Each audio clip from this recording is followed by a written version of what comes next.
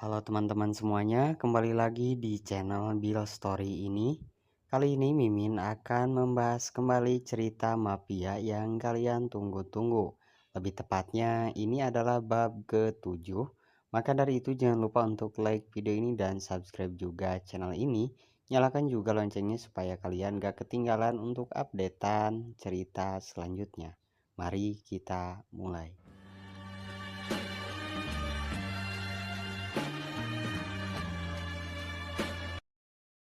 Bab 7. Siapa mereka? Mereka adalah orang suruhan pria itu. Dan kamu tahu, Budiman adik kandung Damar yang tewas beberapa waktu lalu dan sekarang menjabat sebagai CEO perusahaan permen, tadi aku lihat sedang menyeludupi obat terlarang bersama pria itu.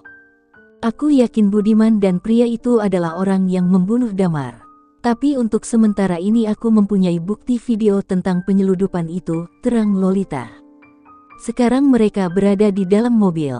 Dennis sedang menyetir di sampingnya. Kalau begitu kita bisa menangkap mereka melalui bukti itu. Aku harap begitu, jawab Lolita.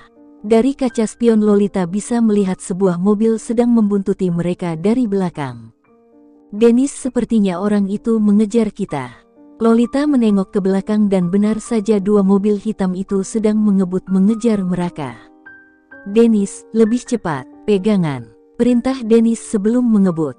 Mobil mereka akhirnya mengebut di tengah jalan raya yang padat kendaraan. Dennis berusaha menyalip mobil lainnya agar bisa terhindar dari mobil itu. Berapa lama kita bisa sampai ke hotel? Dennis bertanya pada Lolita. 20 menit, jawab Lolita. Kita tidak punya waktu jika harus kejar-kejaran seperti ini.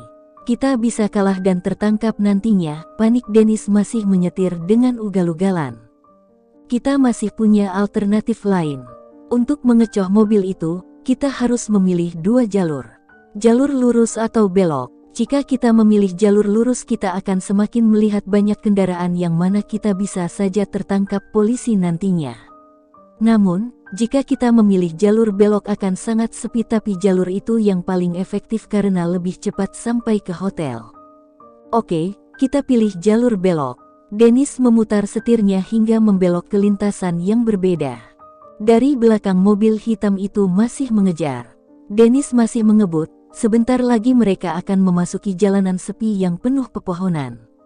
Dennis, aku enggak tahu ini pilihan yang baik atau enggak. Tapi semoga kita selamat. Aku ingin segera menuntaskan kasus ini, ucap Lolita tulus. Aku pastikan, kita akan lolos dari mereka. Jalanan sepi mulai membentang di depan mereka. Namun tiba-tiba suara peluru memantul dari besi mobilnya. Sial, mereka menembak, umpat Dennis tak karuan. Lolita ambilkan pistol itu di dashboard dan isi pelurunya. Cepat, perintah Dennis lagi. Dengan gerakan cepat Lolita ambil pistol itu dan mengisi pelurunya. Namun baru saja Lolita akan memberikannya pada Dennis suara tembakan dari kaca pintu, membuatnya menjerit dan meruduk seketika. Kamu enggak apa-apa. Kaca pintunya pecah. Untungnya Lolita dan Dennis masih bisa menghindar. Kalau tidak, bisa saja pelipis mereka tertebak karenanya. Berikan pistol itu, dengan tangan gemetar, Lolita beri pistol itu pada Dennis. Tetap menunduk dan jangan bergerak sampai instruksiku selanjutnya, perintah Dennis. Sekarang mobil itu tepat di samping mobil Dennis. Suara tembakan kembali terdengar, kali ini yang menembak adalah Dennis. Tembakan itu mengenai kaca spion mobil hitam itu. Orang itu tidak terima dan kembali menembak kaca spion mobil Dennis juga. Dennis tidak puas, dan masih melanjutkan mobilnya dengan kecepatan tinggi. Ia bidik pistolnya kepada orang yang menyetir di dalam. Kali ini tepat sasaran. Mobil hitam itu berhenti setelah ia menembak lengan orang yang menyetir di dalam sana. Kita aman, ucap Dennis. Dennis awas. Tiba-tiba Lolita berteriak kencang saat melihat sebuah mobil melaju ke arah mereka. Refleks Dennis membanting setir dan tidak dapat dipungkiri lagi. Mobil Dennis berputar-putar sampai berhenti tepat di tengah jalan. Nafas mereka terengah-engah, berpikir mereka akan mati tertabrak mobil tadi. Kamu enggak apa-apa. Dennis menyibakkan rambut Lolita dan melihat luka segar di dahi wanita itu. Enggak apa-apa. Lolita lalu menjauhkan tangan Dennis dari dahinya. Kita harus keluar. Orang-orang itu sudah mengepung kita dari luar. Benar saja ketika Dennis menengok, 10 penjaga berpakaian hitam berdiri tepat di depan mobil mereka. Ingat, apapun yang terjadi, jangan berikan video itu pada mereka. Aku akan berusaha melawan mereka. Mereka akhirnya keluar dari dalam mobil. Dennis mengisyaratkan Lolita lewat matanya, agar Lolita diam. Satu persatu penjaga itu pun mulai maju mendekati Dennis. Dennis menggeser Lolita ke belakang tubuhnya. Aksi pertarungan tidak terelakkan lagi. Dennis masih melawan dan mempertahankan diri. Dengan banyaknya jumlah di antara mereka, membuat Dennis kewalahan. Tapi ia tetap tidak boleh menyerah.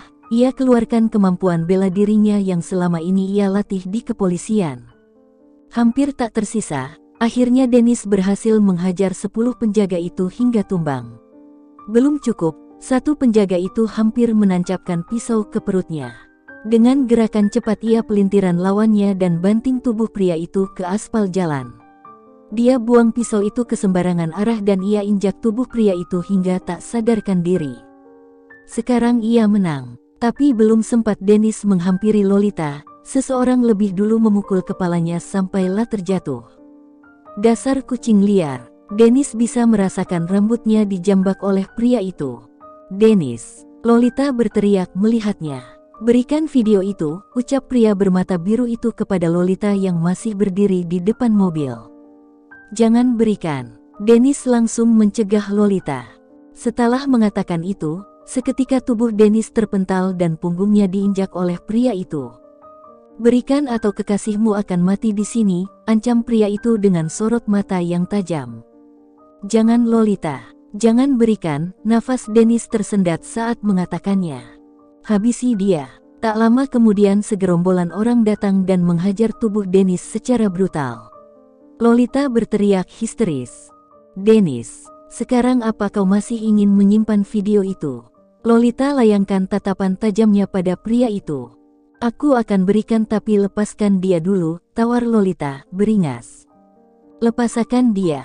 Setelah memastikan Dennis tidak dipukul lagi, Lolita ambil ponselnya yang ada di mobil. Aku berikan, tapi kau harus janji akan melepaskan kami setelah ini. Jangan Lolita, jangan. Dengan sisa tenaganya Dennis menggelengkan kepalanya. Lolita tidak menggubris. Dia sudah mempunyai salinan video itu, tenang saja. Aku setuju. Berikan video itu. Ponselnya sekarang beralih ke tangan pria itu. Lolita temui Dennis dan mengecek keadaannya. Dennis, kamu enggak apa-apa? Bukannya menjawab, Dennis marah. Kenapa kamu beri video itu padanya? Itu enggak penting. Yang penting adalah nyawa kamu, sergah Lolita khawatir. Kita harus segera pergi dari sini. Saat Lolita hendak menggotong Dennis, kepalanya tiba-tiba dipukul dari belakang. Lolita. Dennis langsung menangkup tubuh Lolita ke pelukannya. Sungguh pasangan yang romantis. Setelah mengatakan itu, pukulan selanjutnya dilayangkan ke kepala Dennis hingga tak sadarkan diri. Tapi sayang, tidak bisa bersama. Senyum miring terpampang jelas di bibir pria itu. Bawa mereka ke markas, perintahnya pada anak buah